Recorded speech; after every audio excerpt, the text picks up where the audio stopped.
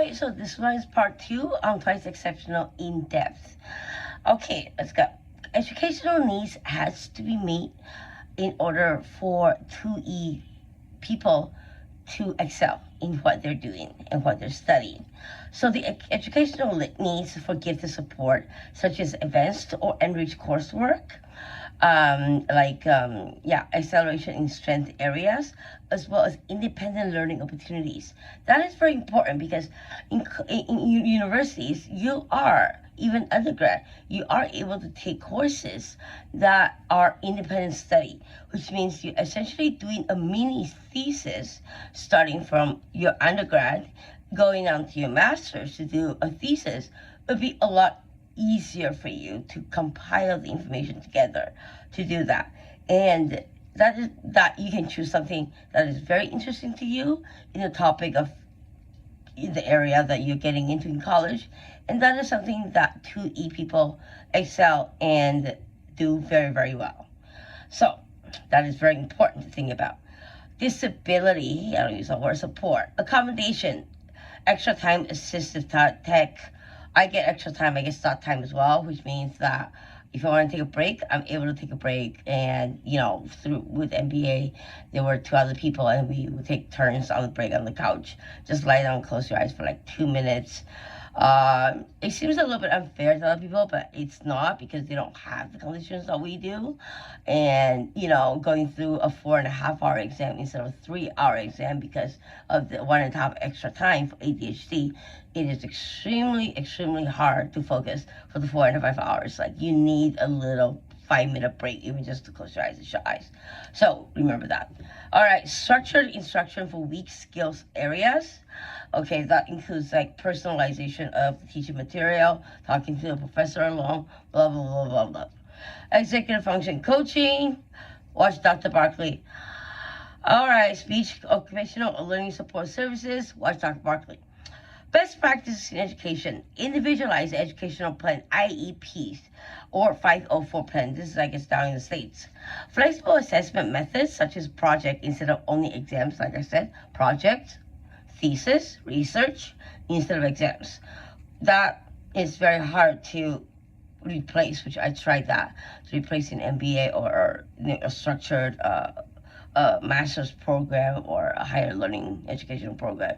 It is harder to do that. So I recommend you guys to look into independent study and take the topic that relates to the area of your study that you know that you will excel and you will learn from it, and that will interest you.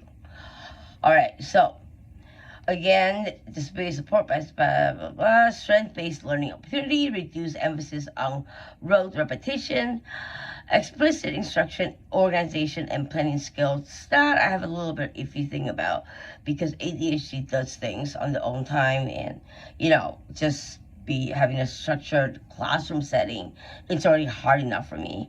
I never fall asleep in strategic courses, but finance, because I don't really care, I always fall asleep.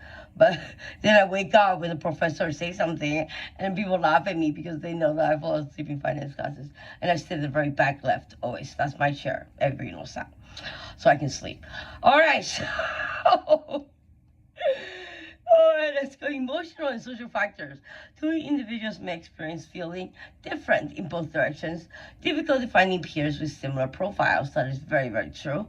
Frustration with systems that don't fit their learning style. Definitely.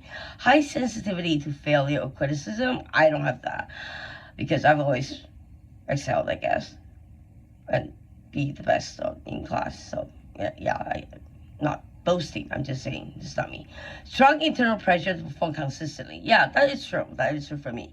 And that actually pushes you to, do the best, and you can encompass your peers that are normal. All right, diagnosis assessment often requires a combination of cognitive tests, IQ, and subtests, not the IQ. I dispute. Academic achievement testing, behavioral intention evaluation, clinical assessment for ADHD, autism learning disorder, teacher and parent observation over time, and that would be something maybe, for younger kids. When you're an adult and you're actually in university, try to get a psychologist, a psychiatrist who understands ADHD. This is what I did, to learn about it and talk about your life and all that. It's not about the medication, it's more about CBT. You have to mix medication with CBT or else it's not going to work. I've said that many, many times, and I'm going to say it again. It needs CBT as well as medicine. All right.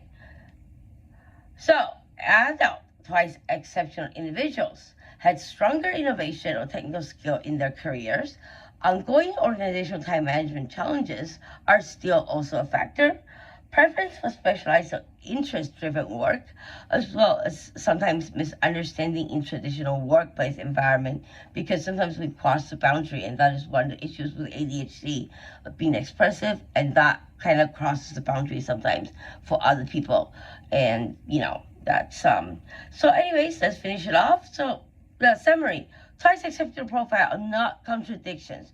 They are uneven cognitive and developmental profiles where high potential coexist with specific barriers. Effective support focuses on both sides simultaneously. Thank you, guys.